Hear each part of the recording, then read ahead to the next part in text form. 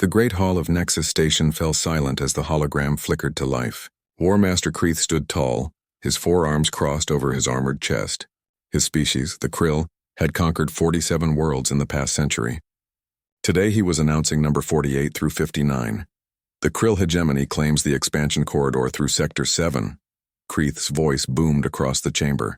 12 human colony worlds lie in our path. They will surrender within 30 days. The assembled aliens whispered among themselves. Some looked at the human delegation with pity. Others simply looked away. Everyone knew what happened when the Krill wanted something. Resistance meant death. Ambassador Sarah Chen stood up slowly. She was small compared to most species in the room. Humans always looked fragile to the other races. They had only been in space for 200 years. They had no great battles in their history. No massive fleets, no powerful allies, War Master Kreeth, Chen said, her voice steady and calm. Humanity formally requests you reconsider this action. Kreeth's laugh sounded like rocks grinding together. Reconsider? Little human, your species controls barely 30 worlds. We have 700. Your largest ship is smaller than our scout vessels. Why would we reconsider? Chen walked to the center of the chamber. Her footsteps echoed in the silence. She looked up at Kreeth's hologram without fear in her eyes. Because we are warning you, she said simply. Turn your ships around. Choose a different path. We do not want war. The chamber erupted in noise. Several aliens laughed. Others shook their heads. The Vryn ambassador, an old insect-like creature, clicked his mandibles sadly. He had seen the Krill destroy his neighbor worlds. Warnings meant nothing to them. Kreeth leaned forward in his hologram. You warn us? You warn the Krill hegemony? I have read your history, human. Your species fights among themselves. You have civil wars and conflicts over resources. You barely united 50 years ago. What could you possibly do to us? Shen reached into her jacket and pulled out a small data chip. She placed it on the chamber's central podium. Information streamed across every screen in the room. These are the locations of our 12 colonies you plan to attack, she said. Population numbers. Defense capabilities. Everything you would learn anyway. We are showing you this because we want you to understand something important. Kreeth studied the data. His eyes widened slightly. These colonies are barely defended. 3 of them have no military ships at all. You are proving my point, human.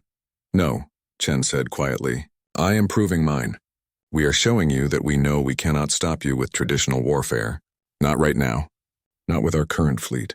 But we are still warning you to stop. Why warn us if you know you will lose? Asked the Vryn ambassador.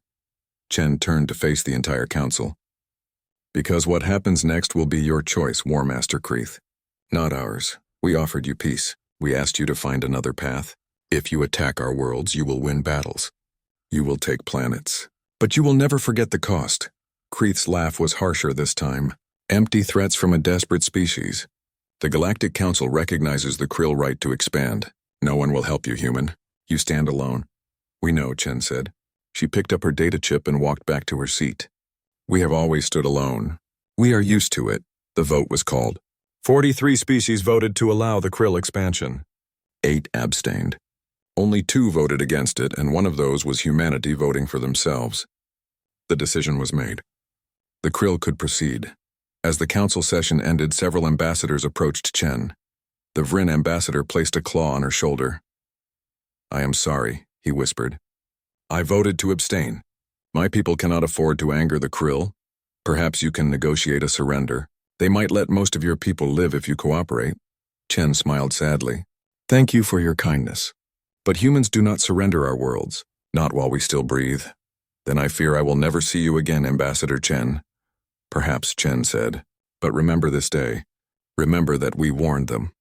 Across the station, War Master Kreeth stood in his command chamber watching the fleet reports. 500 warships were already moving toward human space. His second-in-command, a younger Krill named Vrath, stood beside him. The humans acted strangely, Vrath said. They warned us even though they know they cannot win. They showed us their weak defenses. Why? Kreeth waved a hand dismissively. Fear makes species act in strange ways. They hope their honesty will earn mercy. It will not. We will take their worlds quickly. The other species will see our strength. Then more will surrender without fighting. What if it is a trap? Vrath asked. A trap? With what? Their tiny fleet? Their primitive weapons? Kreeth turned to the star map. No, Vrath, the humans are simply young and naive. They believe warnings and diplomacy matter. They will learn the universe is ruled by strength. We are doing them a favor, teaching them how power really works. Vrath nodded but felt uneasy. He had studied human history as part of his preparation. Humans had a saying, history repeats itself. Their planet had seen countless wars. Millions dead in conflicts. They knew war better than most species gave them credit for. But he said nothing. War Master Kreeth had never been wrong before. The Krill fleet jumped to hyperspace, leaving Nexus Station behind. Their course was set for New Vancouver, the outermost human colony. The first of 12 targets. Ambassador Chen watched them go from an observation deck. She was alone now. Most other ambassadors had avoided her after the vote. They did not want the Krill to think they were sympathetic to humanity. She pulled out a small communication device and pressed a button. "It's done," she said quietly. They rejected the warning. "Proceed with operation preparation," a voice crackled back. "Confirmed, Ambassador. All colonies are ready. Defense Fleet Omega is moving into position." "God help them. God help us all," Chen whispered. She looked out at the stars, at the direction the Krill fleet had gone. "We gave them a chance. We really did." She turned and walked away, her footsteps echoing in the empty corridor. Behind her, the stars burned cold and distant, uncaring about the storm that was coming. New Vancouver hung in space like a blue and green jewel. 3 million humans called this world home. They had built cities among the rolling hills and forests. Children played in parks. Farmers grew crops in the rich soil. It was peaceful. That peace ended when the Krill fleet appeared. 500 massive warships dropped out of hyperspace at the edge of the system. Their hulls were dark metal covered in weapons. Each ship was 5 times larger than anything humanity had ever built. They moved in perfect formation like predators circling prey. On the planet's surface, alarms wailed. People looked up at the sky with fear in their eyes. They had known this was coming. The news from Nexus Station had reached them weeks ago. But knowing and seeing were different things. In orbit, the human defense fleet waited. 47 ships. That was all New Vancouver had. Small destroyers and frigates. A few cruisers. They looked like toys compared to the Krill armada. Captain Marcus Webb stood on the bridge of the UHSF Defiant, the flagship of the defense fleet. He was 50 years old with gray hair and tired eyes. He had fought in the resource wars back on Earth. He knew what war looked like, what it smelled like, what it cost. "Sir, the Krill are hailing us," his communications officer said. "Put them through." War Master Kreeth's face filled the screen. He looked amused. "Human Captain. I am War Master Kreeth of the Krill hegemony. You have 3 options: surrender and evacuate your planet, fight and die quickly, or run and die slowly. Choose now." Captain Webb looked at his crew. Young faces, old faces. All of them had volunteered to stay. All of them knew they probably would not survive this day. "War Master Kreeth," Webb said calmly, "humanity gave you a warning at Nexus Station. You ignored it, so here is another warning. Leave our system now. Last chance." Kreeth stared at him for a long moment. Then he laughed. "You have 47 ships. I have 500. You warn me? The insanity of your species is remarkable. Very well, human. Die with honor if you cannot live with wisdom." The screen went black. "All ships," Captain Webb ordered. "Battle formation Delta, lock weapons. Today we show these bastards what humanity is made of." The human fleet moved forward. 47 ships against 500. The math was simple. The outcome was obvious, but they moved forward anyway. The Krill opened fire first. Plasma beams and missiles streaked across space. The human shields lit up like fireworks. 3 human ships exploded in the first 30 seconds, then 5 more. The Krill used standard galactic warfare tactics. Long range, overwhelming firepower, break the enemy formation and destroy them piece by piece. But the humans did something unexpected. They accelerated, straight toward the Krill fleet. "Full speed. They are insane," Vrath shouted on Kreeth's flagship. "They are charging us." Kreeth watched with fascination. No species charged the Krill. It was suicide. "Let them come. They will die faster." The human ships entered close range. Now their smaller size became an advantage. They were faster, more maneuverable. They ducked between the massive Krill warships like insects, too close for the big guns to track effectively.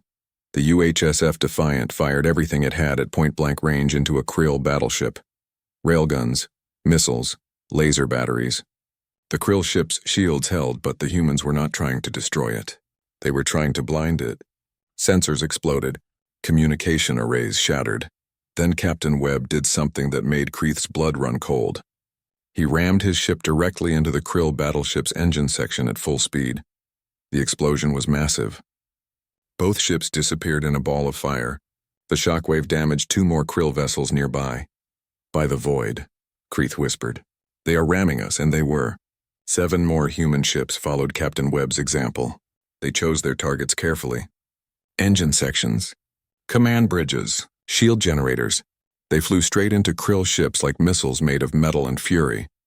The Krill fleet fell into chaos. Ships tried to maintain distance.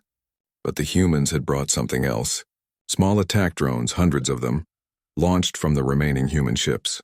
Each drone carried a nuclear warhead. Not powerful enough to destroy a Krill battleship, but strong enough to cripple one. "Deploy defense drones," Kreeth ordered. But it was too late. The human drones were already among his fleet. They detonated in clusters. Explosions rippled through the Krill formation. Shields overloaded, hull plating cracked, engines sputtered. The battle lasted 3 hours. In the end, the Krill won. They destroyed all 47 human ships. But they paid a price no one expected. 68 Krill ships were destroyed. Another 100 were damaged. Some badly. Kreeth stood on his bridge staring at the casualty reports. His hands shook slightly. Vrath stood beside him, silent. "They fought like demons," Vrath finally said. "I have never seen such ferocity." They knew they would lose. Every single one of them knew. But they fought anyway. "Send landing forces to the planet," Kreeth ordered quietly. "Take the world. But be careful. If their fleet fought like that, what will their ground forces do?" The Krill Marines landed in dropships. They found something strange. The cities were empty. All 3 million humans had evacuated. Gone. The Krill marched through abandoned streets. They raised their flag over the Capitol building. But as they celebrated their victory, the city exploded. Bombs hidden in every major building. Thousands of tons of explosives, placed carefully, detonated at once. 7,000 Krill Marines died in seconds. The entire capital city became a crater. In the governor's mansion, the Krill found a message written on the wall in large letters. "You were warned." That night, in orbit, Kreeth received a transmission from the planet. It showed human civilians boarding transport ships. Old people, children, workers, all of them looked directly at the camera. "You wanted our world," a voice said. "You can have it. We burned everything we could not take with us. We poisoned the water supplies. We salted the fields. We left you gifts buried everywhere. Enjoy your victory, Kreeth. Enjoy it while it lasts." The transmission ended. Kreeth sat alone in his quarters. 11 more human worlds to conquer. If this was the first one, what would the others be like? For the first time in his long career, War Master Kreeth felt something he had not felt in decades. Fear. 2 months passed. The Krill hegemony advanced through human space like a slow bleeding beast. They took worlds, but each victory felt hollow. New Sydney fell after a week of fighting. The Krill lost 20 ships in orbit and faced guerrilla warfare on the ground that lasted another month. Human civilians ambushed Krill patrols using homemade explosives. Children as young as 10 years old carried messages between resistance cells through tunnels the Krill could not find. Port Darwin surrendered without a fight. The Krill celebrated until they realized why. The humans had evacuated everyone. Then they activated automated defense systems hidden across the planet. Mines, turrets, drones programmed to attack anything that moved. The Krill spent 3 weeks clearing the planet, losing soldiers every day to traps. At Epsilon Station, the humans used fake surrender signals. When the Krill ships approached to accept the surrender, the station exploded. It was loaded with antimatter charges. The explosion took out an entire Krill battle group. 30 ships gone in an instant. On the Krill flagship, War Master Kreeth studied battle reports with growing frustration. His second-in-command Vrath stood nearby looking exhausted. "We have taken 8 of the 12 target worlds," Vrath said. "But we have lost 300 ships." 300! We should have taken all 12 worlds with less than 50 losses. This is not how war works. Kreeth slammed his fist on the table. The humans do not fight properly. They use terror tactics. They target civilians. They pretend to surrender then attack. They hide among their own people. This is not honorable warfare. Perhaps that is why they are winning, Vrath said quietly. Winning? We control their worlds, do we? Vrath pulled up a tactical map. Red dots marked Krill positions. We hold the major cities on 3 worlds. The other 5 worlds are still contested. Human resistance fighters control the countryside. We lose supply convoys weekly. Our soldiers are afraid to patrol alone. On New Sydney, we lost an entire battalion yesterday to a collapsed tunnel system. The humans had rigged the whole underground network with explosives and waited until our troops were inside. Kreeth stared at the map. What about their main fleet? Where is it? That is the problem, Vrath said. We destroyed their defense fleets at each colony. But their primary fleet, the one based near Earth, is gone. Disappeared. Our scouts cannot find them. Across the sector, in an asteroid field that the Krill had scanned and dismissed as empty, the human fleet waited. 170 ships hung silently among the rocks. They had been there for 6 weeks, watching, learning, planning. Admiral Elizabeth Foster stood in the command center of the UHSF Vengeance. She was 60 years old with iron-gray hair and eyes that had seen too much death. Around her officers monitored displays showing every Krill ship movement. Status report, she ordered. The Krill have taken 8 worlds, her tactical officer replied, but they are stretched thin. Supply lines run from their home territory through 3 jump points. Jump Point Sigma is the main route. 70% of their supplies flow through there. Admiral Foster studied the map. What defenses? 20 warships. Mostly older models. They think they are safe this deep in their own territory. Foster smiled grimly. They thought wrong. Prepare the fleet. We jump in 4 hours. Target is Jump Point Sigma. We are going to cut their throat. 4 hours later, the human fleet emerged from hyperspace at Jump Point Sigma. The Krill defenders barely had time to register the threat before the humans opened fire. But this time, the humans fought differently. No ramming attacks. No suicide runs. They fought with cold, calculated precision. Their ships moved in coordinated formations. They targeted specific systems on each Krill ship. Engines first to prevent escape. Then weapons. Then life support. The Krill fought back fiercely. But they were outnumbered and outmaneuvered. The humans revealed new weapons. Railguns that fired projectiles at a significant fraction of light speed. EMP missiles that disabled ships without destroying them. Drone swarms controlled by advanced AI that adapted to Krill defense patterns in real time. In 30 minutes, it was over. All 20 Krill ships were destroyed or disabled. The humans began placing mines throughout the jump point. Any Krill ship trying to use this route would die. Send the message, Admiral Foster ordered. Across human space. Every resistance cell, every hidden base, every survivor received the same message. The cavalry is coming. Hold the line.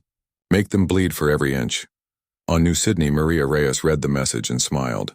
She was 17 years old. Before the war, she had wanted to be a doctor. Now she led a resistance cell of 40 fighters. They lived in the ruins of old Melbourne, striking at Krill patrols and disappearing into the tunnels. They are coming back, she told her team. The fleet is coming back. We just need to hold out a little longer. That night, her cell attacked a Krill supply depot. They killed the guards using silenced weapons. They stole food, medicine, and ammunition. Then they burned the rest. As they escaped into the tunnels, Maria left a message painted on the wall. Humanity remembers. Humanity returns. Run while you can. In Galactic Council space, news of the battle at Jump Point Sigma spread quickly. The other species watched with growing amazement. The humans were not losing anymore. They were fighting back. And winning. The Vryn ambassador requested a private meeting with Ambassador Chen. How? He asked simply. Your fleet was small, weak. We all saw the reports.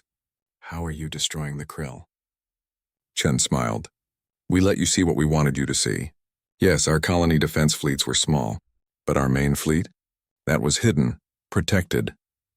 While the Krill celebrated their victories, we studied them, learned their tactics, found their weaknesses. Now we are teaching them the most important lesson. What lesson? That humans know how to fight 2 kinds of war, Chen said. The kind where we lose every battle but refuse to surrender. And the kind where we win every battle because we learned from our losses. The Krill experienced the first kind. Now they get the second. The Vryn ambassador shook his head in wonder. Your species is terrifying. No, Chen said quietly. We are just very, very angry. And we warned them. They should have listened. Back on his flagship, War Master Kreith received the report from Jump Point Sigma. His main supply route was cut. His fleet was running low on ammunition. His soldiers were exhausted and demoralized. And the human main fleet was somewhere out there hunting. Vrath, he said quietly. I think we made a terrible mistake, Vrath nodded. What do we do? Kreith looked at the star map. At the 8 worlds they held. At the 4 they still needed to take. At the supply lines that were bleeding. At the casualty reports that grew longer every day. We survive, he said, and we pray the humans accept our surrender when this is over. 4 months into the war, everything changed. The Krill held 8 human worlds, but they were losing everywhere else. Their supply lines were cut. Their fleet was down to less than 200 ships. Soldiers deserted. Officers questioned orders. The mighty Krill hegemony was bleeding to death. War Master Kreith stood on his bridge, watching the tactical display with dead eyes. Red markers showed Krill positions. Blue markers showed human forces. There were so many blue markers now. They were everywhere.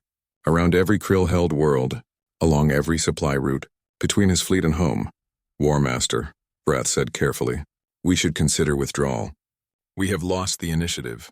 The humans grow stronger while we grow weaker. No, Kreith said. We cannot retreat. The hegemony has never retreated, not in 300 years. If we withdraw, we look weak.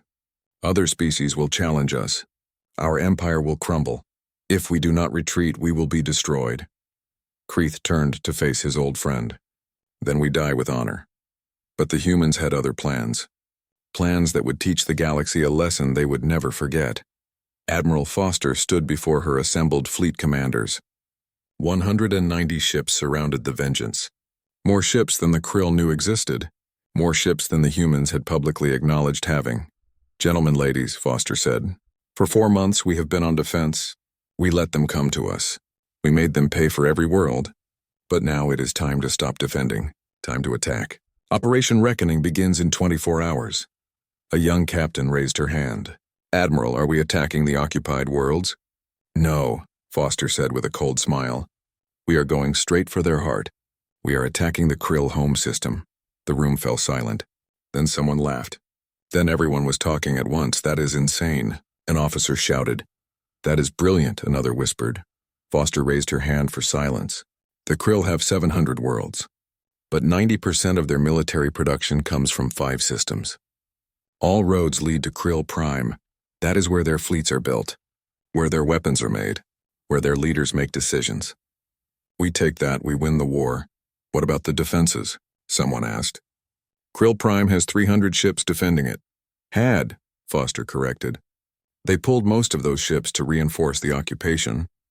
Current intelligence shows only 80 ships remain. And they are not expecting us. The Krill think we are still fighting for our colonies. They have no idea we are about to knock on their front door. 24 hours later, the human fleet jumped into the Krill home system. Alarms screamed on every Krill ship and station. 80 Krill warships scrambled to defend their homeworld. 300 human ships fell on them like a hammer. The battle for Krill Prime was brutal. The Krill defenders fought with desperation. They were protecting their families, their children, their entire civilization. But the humans fought with something stronger than desperation. They fought with cold, calculated fury. The humans unveiled weapons they had kept secret for decades. Relativistic kinetic weapons. Asteroids accelerated to near light speed and released from stealth ships. They struck the Krill defensive stations with the force of nuclear bombs. EMP warheads disabled entire ship groups without destroying them. AI-controlled drone swarms numbering in the thousands overwhelmed Krill point defenses. But the most terrifying thing was how the humans fought. They targeted military installations with surgical precision. They avoided civilian areas. When Krill ships tried to hide among orbital habitats, the humans simply disabled them and captured them. They could have killed millions of Krill civilians. But they chose not to. The message was clear. We can destroy you completely. We are choosing not to. Yet Admiral Foster watched as the last Krill defensive fleet surrendered. The home fleet of the Krill hegemony, the pride of their military, sat dead in space with engines offline and weapons disabled. She could destroy them with a single command. But she did not. Open a channel to Krill Prime, she ordered. The face that appeared on screen was not War Master Kreith. It was an older Krill with scars covering half his face. High Commander Zareth, Supreme Leader of the Krill military. Human Admiral, Zareth said quietly. You have won. Our fleets are defeated. Our worlds are defenseless. What are your terms? Foster leaned forward. My terms are simple. Complete withdrawal from all human worlds within 48 hours. Reparations for damages. Reduction of your military by 70%. And one more thing. What? War Master Kreith. Bring him to Nexus Station. He will answer for his crimes. Zareth nodded slowly. And if we refuse? Foster gestured to the tactical display. It showed human ships positioned throughout the Krill home system. Ships near every major city, every spaceport, every industrial center. Those ships carry weapons that can turn your worlds into glass, Foster said calmly. I do not want to use them. I do not want to kill billions of your people. But if you force me to choose between your civilization and mine, I will choose mine, every single time. Without hesitation, the old Krill stared at her. You would commit genocide? No, Foster said. You would commit genocide by forcing my hand. We warned you at Nexus Station. Ambassador Chen begged you to turn back, but you laughed. You called us weak. You called us naive. Now you see the truth. Humans do not start wars, but we finish them. Zareth closed his eyes. We accept your terms. All of them. Kreith will be delivered to Nexus Station. Our forces will withdraw. But answer me one question, human. Why did you warn us? You knew we were stronger. You knew we would attack. Why give us the chance to prepare? Foster was quiet for a moment. When she spoke, her voice was sad. Because we hoped you would be wise enough to walk away. Because war is terrible even when you win. Because we have seen enough death in our history. We did not want to add your people to that list. But you forced our hand. I understand, Zareth said. The warning was mercy. We mistook it for weakness. Yes, Foster said. You did. Do not make that mistake again. The channel closed. Foster stood alone on her bridge looking at Krill Prime through the viewport. A beautiful blue and green world much like Earth. Billions of lives down there. She could have ended them all. Part of her wanted to, for what the Krill had done to human worlds. But she did not. Because humans, for all their capacity for violence, for all their fury and war, still believed in mercy. Still believed that enemies today might be allies tomorrow. Still believed that peace was worth fighting for. All ships, she ordered, maintain position. Ensure Krill compliance with withdrawal, but do not fire unless fired upon. We have won this war. Let us not lose the peace. 6 months after the war began, the Galactic Council chambers were full once again, but the atmosphere was very different from that first meeting. Every species representative sat in complete silence. Even the usually chatty Vryn were quiet. Ambassador Sarah Chen walked to the center of the chamber. She looked the same as before. Same calm expression, same measured movements. But everyone saw her differently now. They had watched the war. Watched humanity fight with a ferocity no one imagined possible. Watched them defeat the Krill hegemony. Something no species had done in 3 centuries. The Treaty of Nexus has been signed, Chen announced. The Krill hegemony has agreed to all terms. They have withdrawn from all human worlds. They will pay reparations over the next 20 years. Their military has been reduced. War Master Kreith has been tried and sentenced to life imprisonment for war crimes. The council members looked at each other nervously. No one had expected the humans to be so merciful. They could have destroyed the Krill completely, but they had not. The war is over, Chen continued. But we need to discuss what happens next. Because humanity has learned something important over these past 6 months. We learned that we cannot trust the Galactic Council to protect peaceful species. Several ambassadors shifted uncomfortably. They remembered their vote. 43 species had approved the Krill expansion. Only 2 voted against it. They had abandoned humanity when it mattered. We do not blame you, Chen said, though her tone suggested otherwise. We understand. The Krill were powerful. You were afraid. But fear cannot be the basis for galactic governance. So humanity is proposing a new law. We call it the Human Clause. A hologram appeared showing the proposed legislation. The council members read it with growing alarm. The Turian ambassador, a reptilian species, spoke first. This law requires all military expansions to be approved by humanity. That gives your species veto power over every other civilization. That is unacceptable. Is it? Chen asked calmly. Tell me, Ambassador, If the Turian Concordat decided to expand into Vryn space, would you want someone to stop you before thousands died? Or would you prefer to fight a war? That is different. We would never. The Krill said the same thing, Chen interrupted. Every aggressor says the same thing. They have reasons, justifications. But at the end of the day, innocent people die. Civilians suffer. Worlds burn. We are saying no more. Who made humanity the guardian of the galaxy? The Tyrian demanded. Chen smiled without humor. You did. When you voted to let the Krill attack us, when you sat in your comfortable chambers and did nothing while our people died, you showed us that someone needs to stand up to aggressors. Since no one else will, we will. The Vryn ambassador raised a claw. Ambassador Chen, I understand your anger. But this law would make humanity the most powerful species in the galaxy. How do we know you will not abuse that power? You do not, Chen said bluntly. You have to trust us. Just like we had to trust the Galactic Council to do the right thing. How did that work out? She pulled out a data chip and placed it on the podium. Information streamed across every screen. The council members stared in shock.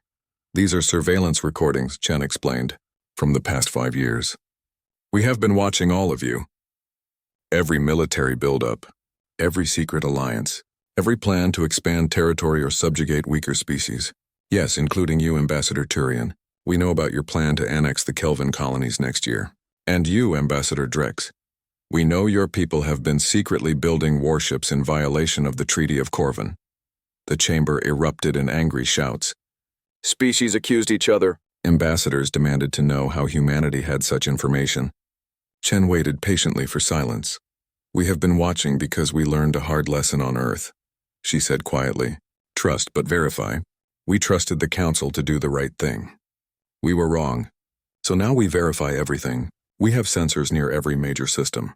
Our ships patrol trade routes you do not even know exist. We know what you have for breakfast. This is an outrage, someone shouted. This is survival, Chen corrected. We will not be caught unprepared again, ever. The human clause is not a request. It is a condition of humanity remaining in the Galactic Council. If you reject it, we leave. We form our own alliances. We build our own trade networks. And when the next war starts, when the next species decides to expand by force, do not expect humanity to help you. The Vryn ambassador clicked his mandibles thoughtfully. And if we agree, what then? Then we work together, Chen said, her voice softening slightly. We help defend peaceful species. We mediate disputes before they become wars. We share technology and resources. We build something better than what exists now. A galaxy where warnings are respected, where might does not make right, where peaceful species can live without fear. The council debated for 6 hours. Species argued. Alliances formed and broke. But in the end, the vote was called. The human clause passed by a vote of 38 to 17. After the session, War Master Kreith was brought before the council. He wore prisoner chains and looked much older than he had 6 months ago. His forearms hung limply at his sides. Ambassador Chen stood before him. War Master Kreith, she said, do you have anything to say? Kreith looked at her with tired eyes. I underestimated you. I thought warnings were signs of weakness.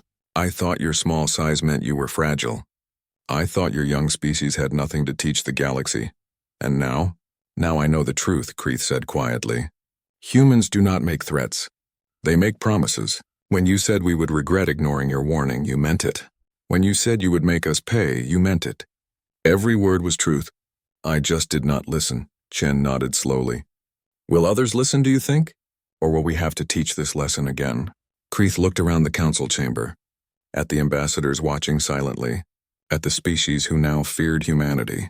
They will listen, because you did something remarkable, human. You defeated us without destroying us. You could have killed billions of my people. You had the weapons, the opportunity, the justification. But you chose mercy. We chose peace, Chen corrected. No, Kreith said. You chose to prove that strength and mercy can exist together. That is something the galaxy has not seen in 1,000 years. That is why they will listen to you.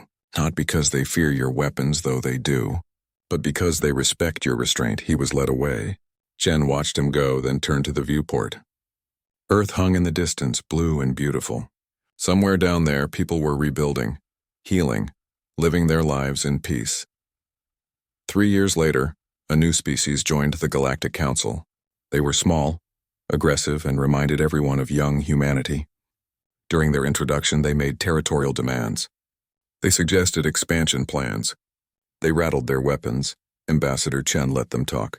Then she stood up and walked to the center of the chamber. "Before you continue," she said calmly, "let me show you something." A hologram appeared. It showed the Krill War, the battles, the destruction, the final assault on Krill Prime. The new species watched in growing silence. "This is what happens when you ignore a human warning," Chen said. The Krill were the most powerful military in the galaxy. They had 700 worlds. They had never lost a war. They ignored our warning. She turned to face the new species directly. "You have a choice. You can work with the Council, share resources, grow peacefully, or you can try to take what you want by force. If you choose force, humanity will respond. We will warn you once, only once. What happens after that is your choice, not ours." The new species ambassador stared at the images of destroyed Krill ships, at the casualty reports, at the footage of human soldiers fighting with terrifying efficiency. "We choose peace," he said quietly. Chen smiled. "Wise choice." She returned to her seat. The Vrin ambassador leaned over and whispered, "You would really do it all again?" "We would," Chen said. "But we hope we never have to. That is why we warn them. That is why we show them the cost. Because the best war is the one that never happens. And if the warning is ignored again," Chen's smile faded, "then the galaxy will learn the same lesson the Krill learned. Humanity warned them once. They never tried that again." High above Earth, defense satellites drifted silently. They watched. They waited. They protected not just human space, but dozens of systems across the galaxy. Other species had called them guardians, peacekeepers. Some even called them saviors. But humans knew what they really were. A warning, a promise, a reminder that in this galaxy, when humanity said something, they meant it, and the galaxy listened.